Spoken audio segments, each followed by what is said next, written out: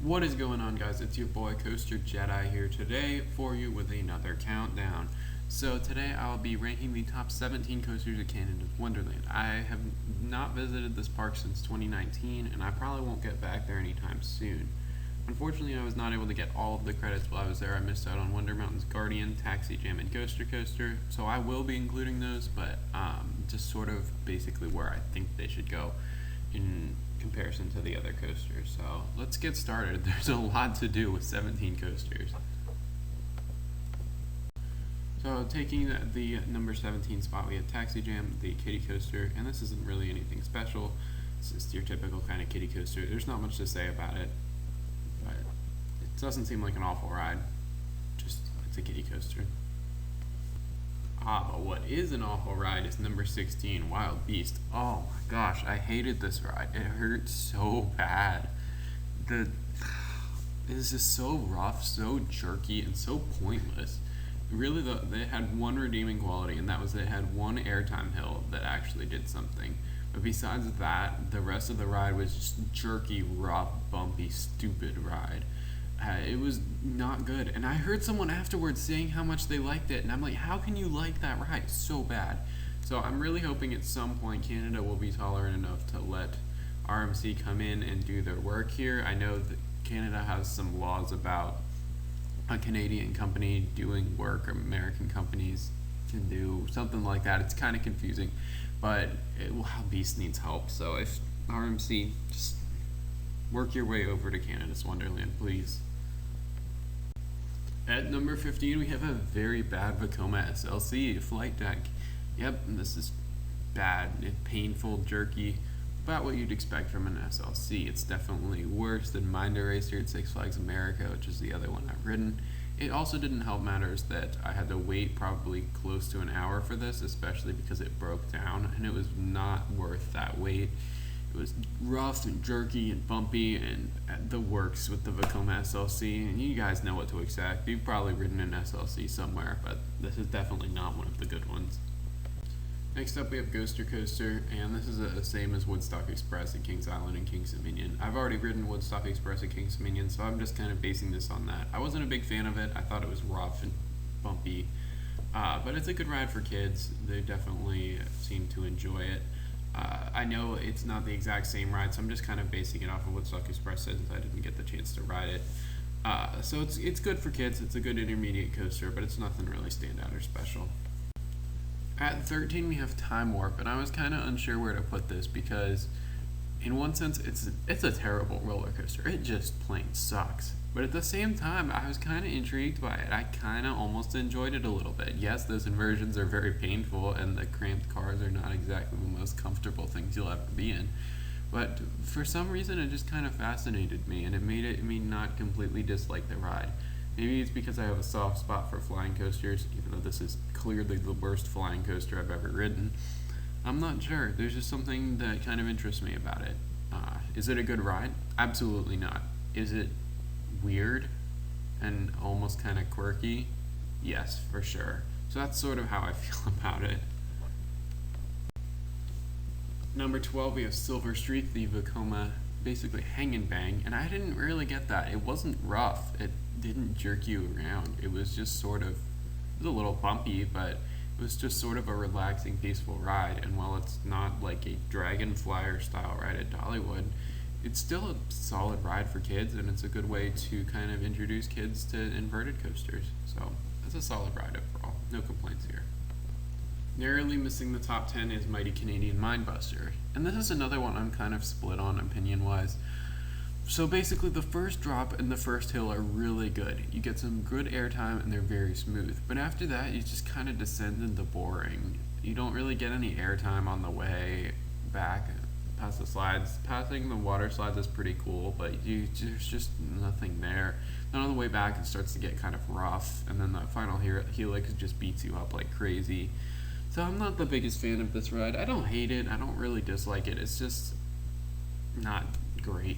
But I'd rather see Wild Beast RMC than this one. At number 10 is Wonder Mountain's Guardian. So I didn't get a chance to ride this, but it looks like a very cool ride. Sort of an interactive shooting dark ride kind of thing. It doesn't have a lot of coaster elements, but it just looks like a solid ride overall, and obviously it's got that surprise in there. So if you don't want to know, then don't let me tell you right away here. So overall, it looks like a very strong ride, but I just didn't get a chance to ride it. The line was just too long. Number 9, we have the Fly. Probably my favorite wild mouse I've ridden. I really like this coaster as a wild mouse because it starts you off with a good solid drop. It's not a crazy moment, but it's a nice way to kind of add a little bit more thrill to the typical wild mouse. Outside of that, it's just a typical wild mouse, but at least it is pretty smooth for a wild mouse. So overall, it's an enjoyable ride, just nothing crazy. Next up, we have Thunder Run, and I actually really enjoyed Thunder Run. I thought it was very fun. Yes, it's powered coaster and it's pretty mild, but I thought the theming was really cool. You kind of basically just like helix around a mountain for a bit. You get 2 laps of it. The train's super long, which is really awesome, kind of just how long it is. So it's a really cool ride overall. There's not a lot to say about it since it doesn't really do all that much, but still, good ride. At number 7, we have Backlot's Suncoaster, the park's one and only launch coaster. So I really like this ride. I think it's really fun. The theming is really good for a Cedar Fair park. My only complaint about this ride is the restraints. They're kind of uncomfy, but it's not the end of the world. But still, solid launches, solid theming, good ride overall, and it's sort of a good intermediate coaster for someone who's not really used to launches.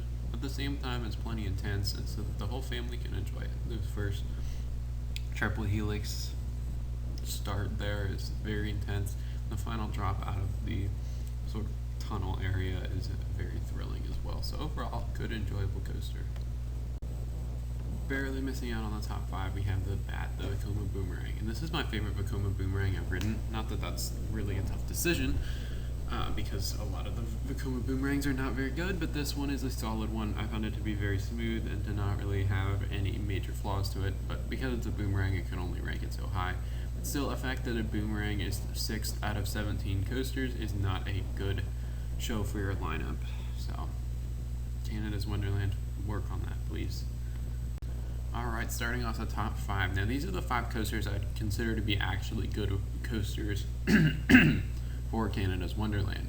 So, I really like Vortex. I think it's enjoyable. It's a little bit bumpy, but you can look past that pretty easily. But the drop is fun.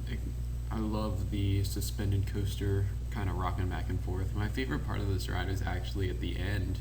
When you ran into the brake run, I got just kind of whipped across. That was really fun.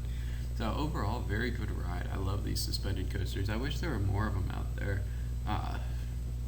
This is the only one I've ridden thus far, and I'd love to get on more of them. Vortex gets a big thumbs up from me. At number 4, we have Dragonfire, and I consider myself to be a little bit of a Dragonfire fanboy. It also helped that this ride had 0 line when I was there, so I could just keep lapping it. So probably in the time that I would have gotten on Wonder Mountain's Guardian, I could have gotten probably at least 8 rides on Dragonfire, so that's really nice. So, but overall, the ride's good, not just because it had no line. The loops are very intense. The drops, nothing special, but the loops are intense. It's pretty smooth overall. I didn't really have any headbanging problems, and the corkscrews were fun as well. Short ride, nothing too crazy, but still a great ride, and I really enjoyed it. Not just because it didn't have a line, but because I actually thought it was a good ride. At number 3, we have the newest coaster, Canada's Wonderland Yukon Striker, a very good dive coaster, super smooth. The inversions are all very cool, and of course, who doesn't love a good dive off of a dive coaster? Absolutely fantastic. What I don't love, though, about this ride is the vest restraints. They're very uncomfortable and just not a good time overall. They really restrict the airtime that you could be getting. But overall, Yukon Striker is a very good ride, very good addition to this park, and something they really needed was another good, strong coaster. It's interesting, though, that now they have 3 B&Ms over 200 feet, but still, I think it works, and Yukon Striker is a very strong ride. At number 2, we have Behemoth, the B&M Hypercoaster. Currently my least favorite B&M Hypercoaster, but that doesn't take away from it at all. It's still a solid ride. Get some good airtime. My one complaint is that it was pretty rattly. It was very noticeable. It was sort of vibraty. I haven't had that with a lot of the other B&M coasters I've ridden, especially not the hypers. Like even older rides like Apollo's Chariot didn't have it. or anything like that. So that was very noticeable and kind of took away.